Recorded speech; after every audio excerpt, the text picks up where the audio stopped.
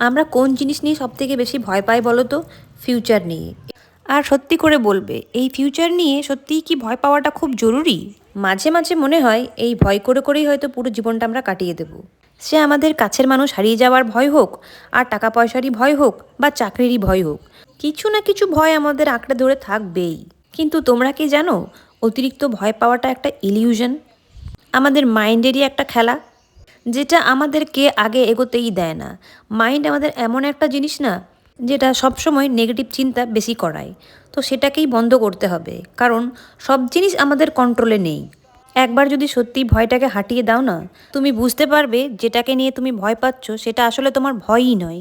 Even সেই জিনিসটা তোমার কাছ থেকে হারিয়ে গেলে তুমি সত্যিই কি ততটা দুঃখী হবে? আমরা ছোট থেকে তো কত জিনিস হারিয়েছি, কত জিনিস আমাদের ভালোবাসার চলে গেছে, সত্যিই কি আমরা সেটাকে ধরে বসে আছি? এরম অনেক জিনিস হারিয়েছে যেটা মনে হতো যে এটাকে ছাড়া আমি বাঁচতেই পারবো না। সত্যিই কি বাঁচতে ভুলে গেছি, নাকি সেই জিনিসটাকে আঁকড়ে ধরে বসে আছি? নেই তো। তাই উপরওয়ালার উপর ভরসা রাখো, যখন যেটা পাওয়ার তখন তুমি সেটা ঠিকই পাবে। আজকের মতো টাটা।